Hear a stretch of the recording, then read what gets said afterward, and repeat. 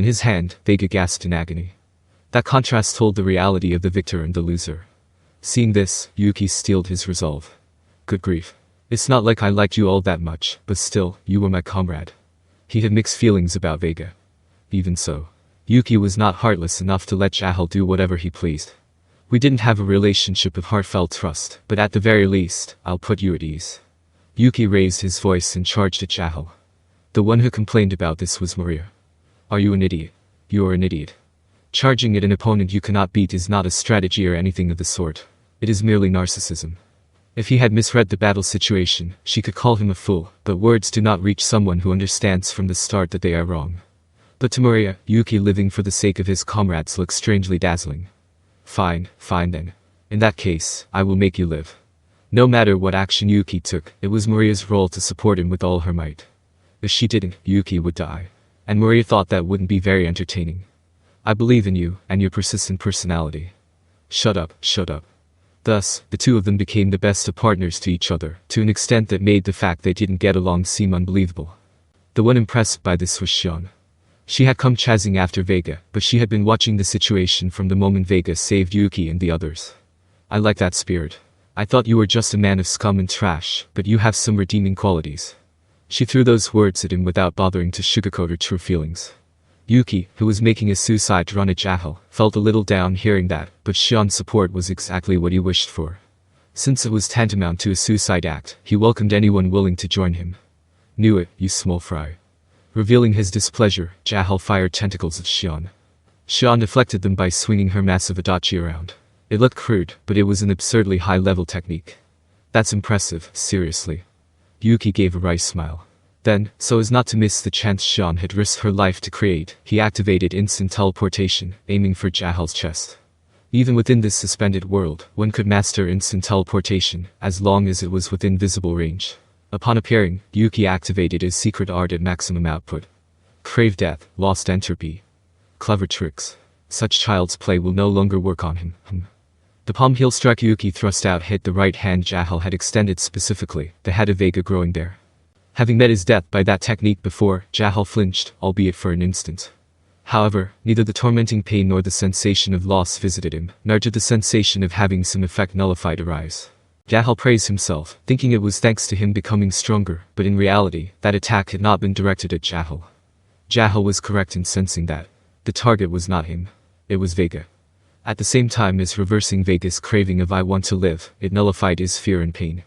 It was a technique of mercy. Haha, thanks. It doesn't hurt or scare me anymore. Vega's expression softened. Furthermore, that was not the end. Decapitating Ogre Blade. Aiming for the gap when Jahal flinched, Shion closed in and flashed her massive adachi.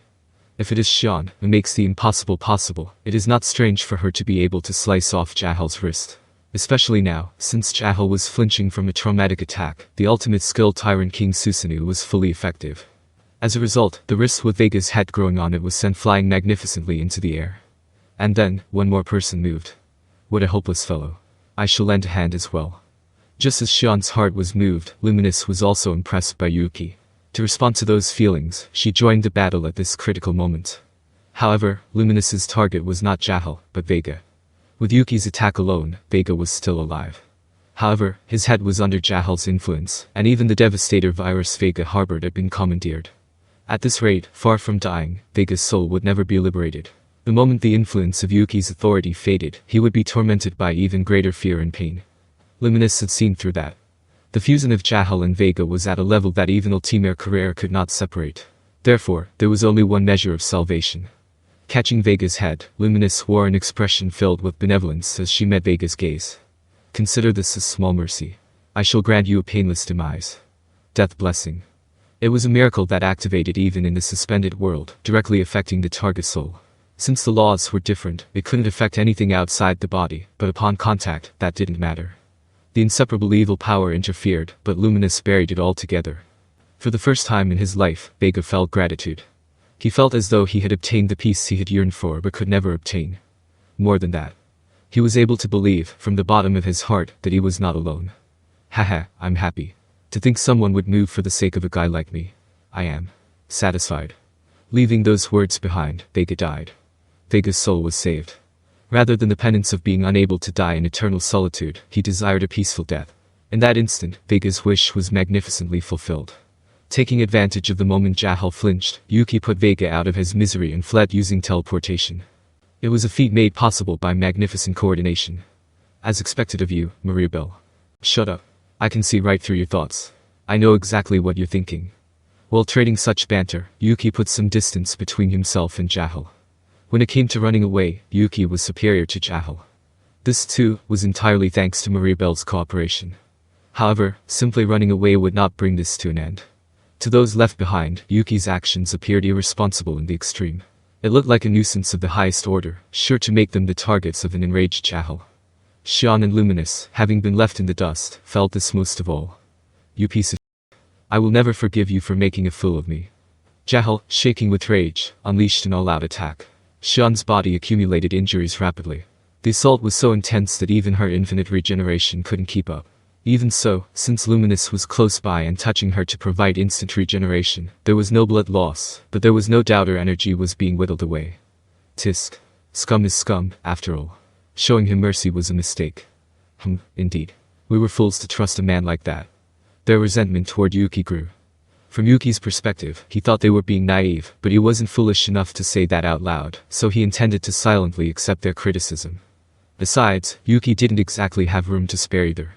Kaguli, Lapis, Tyr, and Mai. He has still left his 4 comrades behind.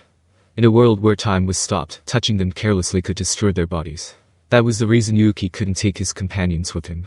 He had left behind dolls made of earth to deceive Jahal's eyes, but that alone wouldn't fool him for long. He wanted to move the battlefield away from there as quickly as possible to prevent harm from befalling his companions. Of course, that depended on Jahal. If Yuki rushed it, his plan would be exposed, so he used teleportation to stay at a distance where Jahal could reasonably catch up. He has quite the nerve, muttered Luminous, seeing through Yuki's plan. I thought he was just running away to save himself, but it seems he had his own reasons, after his own fashion. Shion was convinced as well. It seemed he would manage to avoid being labeled a mere coward. Yuki wanted to lure Jahal away from his companions. If they were attacked, he wouldn't know if resurrection was possible until time started moving again. He believed it was possible as long as the soul was safe, but being optimistic was premature. Luminous nodded once and decided to cooperate with Yuki again. Shion had no objections either. They calculated that having the attacks dispersed was better than being exposed to a concentrated onslaught right there. Since I'm going to get serious, you'd best follow along. If you are scared, you are free to run away, you know. With such provocations, Luminous and Shion leaped after Yuki. Jahal thought for a moment and sneered. Very well. I shall let you taste the full extent of my power. Jahal seemed to decide to chase Yuki as well. Watching from the sky above, Ultima and Carrera looked at each other and nodded. Lord Rimura would be sad if there were casualties. That's right. Let's cooperate and take him down so no one gets hurt. Ultima and Carrera jumped on board with this plan. Either way, the current Jahal was a complete monster. Ultima and Carrera weren't blind to the difference in power. They didn't boast they could beat him alone. They decided it was best to formulate a proper strategy and follow it. Thus, with Luminous, Shion, Ultima, and Carrera assisting Yuki, the battle against Jahal resumed. In this manner, everyone was led to the wasteland, lured by Yuki's teleportation. Jahal, for his part, was aware of Yuki's aim. He could have finished off Shion and Luminous first before leisurely chasing Yuki. The reason he didn't was that he thought playing along with their foolish plan wasn't so bad. The reason was simple. The power he had acquired was so magnificent that he wanted to test it out to his heart's content. Rather than defeating them individually, it would be a display of absolute power. Rather than fighting opponents who couldn't go all out because they were protecting something, he would gain far greater pleasure from crushing strong warriors who resisted him with all their might. Such was Jahal's wicked delight. Shion, who had wounded him. The impudent Luminous. Ultima and Carrera, who mocked him. And Yuki, the one he hated most. He intended to crush them all together and make them understand the difference in their power. And then, they arrived at the location. Is this where you want to die? Good grief, I have no intention of dying, you know. You are the one who will die. Exactly. The only passive one was Yuki. Luminous and Shion were raring to go. Jahil. The weak are so foolish it's tragic. Jahal laughed, looking down on Yuki. Since Yuki had killed him once, he was determined not to let him escape. The same went for Luminous and Shion. Jahal never forgot those who wounded him. He had a truly vindictive and narrow-minded personality. However, Jahal did not neglect his vigilance of the surroundings. He confirmed that Ultima and the others had followed and laughed wickedly. I won't let you lot escape either. You've made a complete fool of me. Prepare yourselves, for you shall not die an easy death. Judging by his treatment of Kigali and Vega, Jahal was insidious. If they lost, they would undoubtedly face a gruesome fate. But no one cowered at that. Don't make me laugh. Even if we die, things won't go your way. Those who don't know their place tend to talk big. Well, you're the one who's going to die in the end anyway. I definitely won't forgive you even if you beg for mercy then. I'd like to dispose of him flashily, but that might be a waste. Well, I'll think about the difficult stuff later and just hurt him in moderation. Luminous, Shion, Ultima, and Carrera fired themselves up. They didn't deny the possibility of losing, but they intended to aim for victory, while factoring that in.